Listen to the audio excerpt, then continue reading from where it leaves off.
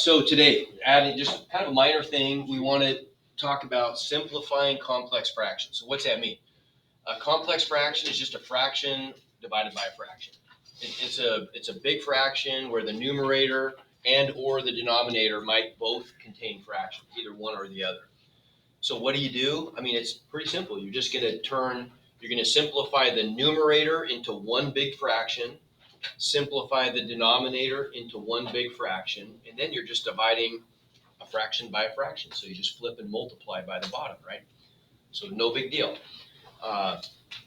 Here, this kind of outlines steps. Create single fractions in both the numerator and the denominator. Divide the fraction in the numerator by the fraction in the denominator by multiplying by the reciprocal of the denominator.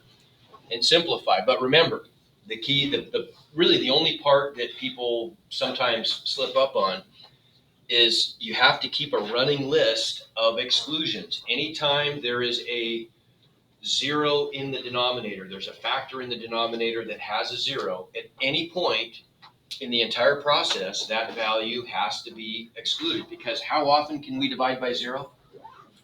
Never, right?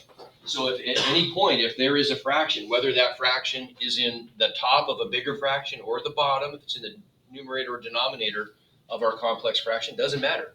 There's no point ever where you can divide anything by zero, okay? So let's look at an example or two. How about one like this?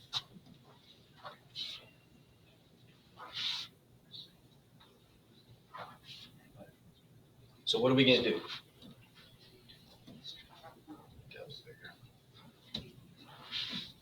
What are we going to do?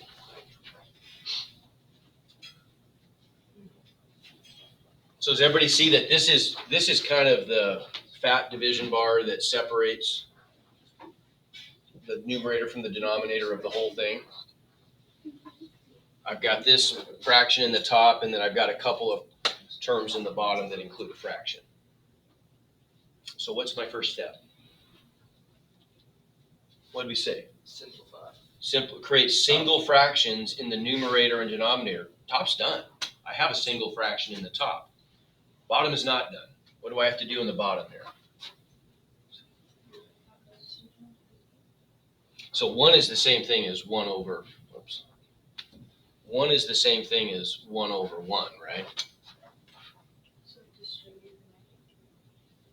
Well, okay, but in order to subtract these two fractions, what do you always need?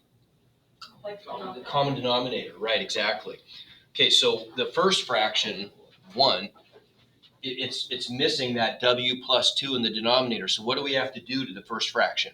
Multiply by w plus 2. Over w plus 2, right? Top and bottom, perfect. Okay, so we get w plus 2 over w plus 2. Good, and now in the top, we're done. I have w over w plus 2. In the bottom, I've now got a common denominator of w plus 2. And on the top, what would I have? W plus 2. W plus 2 minus w. Everybody agree? Everybody see that? So this is the stuff that's going in my numerator. Right, over my common denominator. Good? So that simplifies to what on the bottom? 2 over w plus 2. Good. And I'm going to put parentheses around those so we see that that's a fraction on the top. And then these guys, w minus w cancels. Yeah, so I just get 2 over w plus 2 on the bottom. Okay, so now prior to flipping and multiplying, I've got to start my exclusion list, don't I? Okay, so what are the values of w that have to be excluded? -2. And that occurs two places, right? I have to, because of that factor, there's a denominator that includes a w plus 2, and there's a denominator that includes a w plus 2. So both of those happen to be the same value that's excluded, which is -2. Okay? Give me thoughts. Does that make sense? Okay, and the reason, again, is because of that one and that one. Now what? Now that I've got a single fraction in the top and a single fraction in the bottom, how do I divide fractions? Skip, Flip, and multiply. There you go. Okay. What is that? What do you guys say? Skip, flip, and multiply? So you skip the top, flip the bottom, and multiply. Is that what that means? Okay, I got you. I don't even know if I got it. I already like keep it changed a little bit. Yeah, I did it past I read it. Because I didn't do any of my. I just read it. Okay, so Actually, I think I have like 5 in one. so that's what we get, right? When we flip and multiply. Okay, remember though, multiplying fractions means I just multiply straight across. So all I have to do is just extend that division bar and make sure that I'm including quantities in parentheses, right? And that's my multiplication, okay? So do I end up with, oops, that's supposed to be a 2, isn't it? Yeah.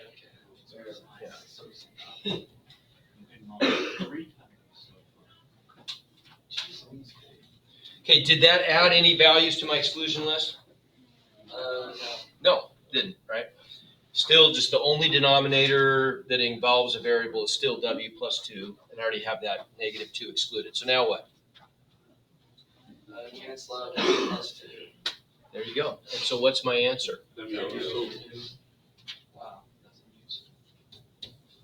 So there's the simplified function, and there's my exclusion. Okay, good? No big deal? All right. Let's try one more of those together, and then you try one on the board. So walk me through this one. What do I have to do first?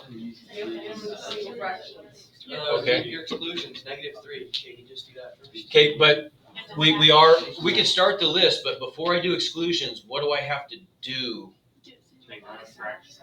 I've got to factor every numerator and denominator that shows up anywhere. I've got to break all that stuff into factors.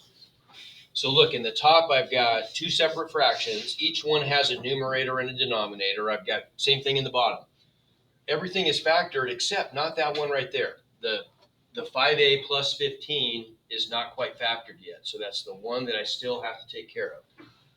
So if I factor all my individual fractions on the top, a squared over a plus 3 plus a squared over what? What does that break up into? 5a plus 3. Okay. Divided by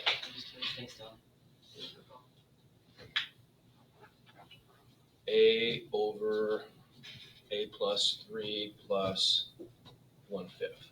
Okay.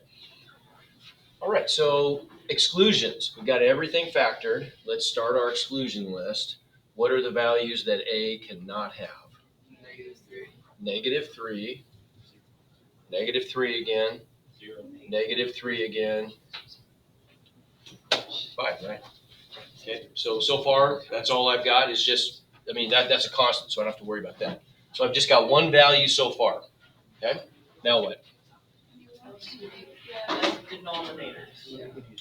Okay, say that one more time. LCD, okay, good. I've got to get at least common denominator. On the top, I've got to add those fractions up, right? Same thing on the bottom. So on the top, what do I have? Anything I have to multiply the first fraction by?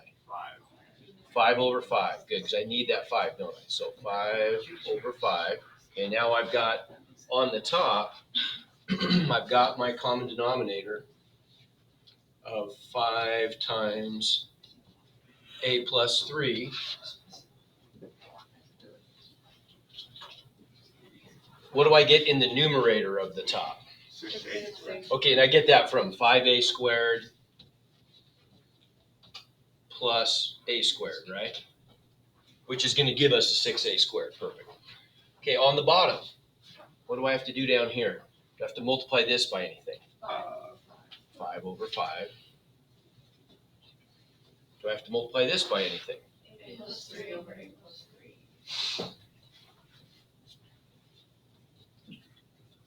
Good.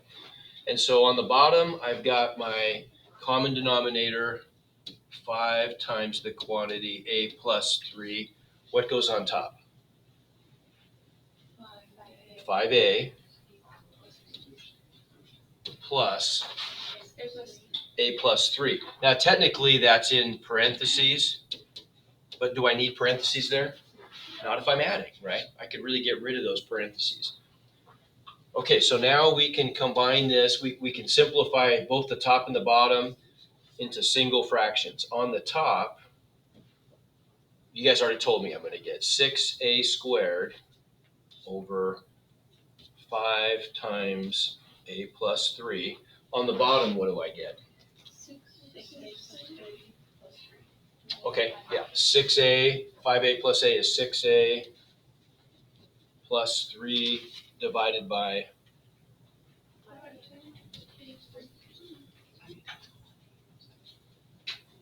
okay, no new exclusions, obviously. Everything stays the same. Now what do I do?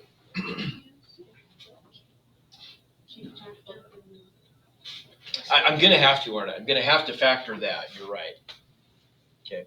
I could do it either before or after flipping. Let's do it now. That's fine. So we'll factor it now. So let's write this. So I've got 6A squared over 5 times A plus 3 divided by. What can I factor out of the top? Leaving what? A plus 2 divided by 5. A plus 1. Oh, 2A plus 1. Sorry. Yep.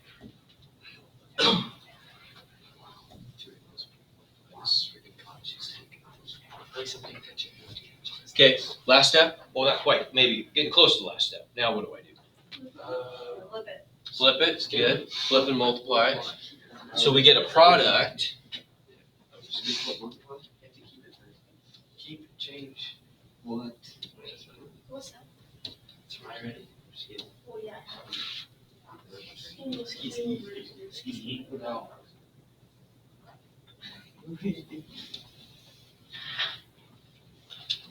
No. No.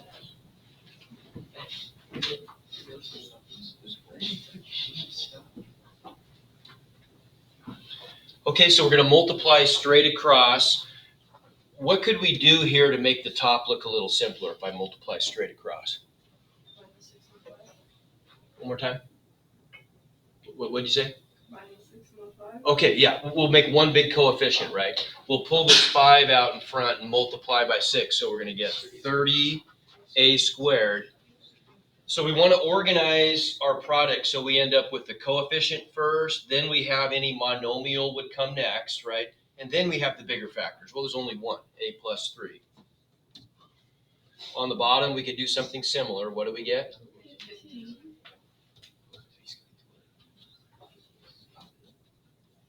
A plus 3 times. Okay, so now we got that. We flipped and multiplied, and we kind of cleaned things up a little bit. Any values we have to add to our exclusion list? -1. Negative 1/2, exactly. We got a new factor in the denominator, so now we have to add to our list negative 1/2, right? That comes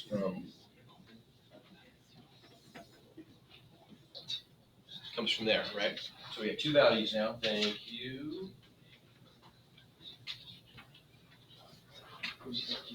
Pass that back.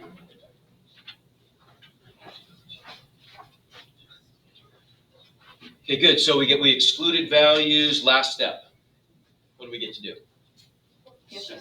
Cancel. Yeah, what cancels? A plus 3. A plus 3, and we could 30 over. okay, 30 over 15 reduces to 2 over 1. And so our final answer then, on the top we've got a 2A squared, and that's it. On the bottom, all we have is 2A plus 1. Do I need parentheses around that? No. Single factor, don't need parentheses, right? There it is. So there's our, oh, yeah. Can we cancel 2's? No, because you're adding on the bottom. Good. Can't do it because I have addition on the bottom. Good. Good. All right. Okay, so you guys try. I might be figuring this one out. I might be connecting Try that one. Go.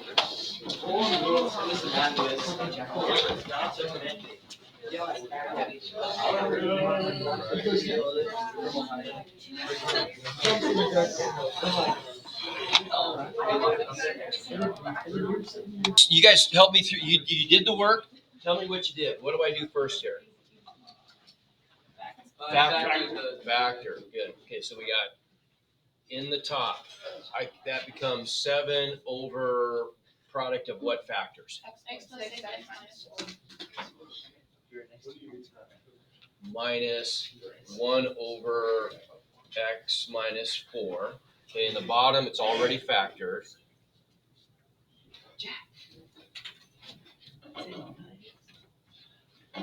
So what do I have to do next? Okay, common denominator. And what do I need to multiply the second fraction on the top by? X plus 6 over X plus 6. Good. Okay. On the bottom, what do I do? Multiply by X plus 6. I need everybody's focus up here, please. What do I do?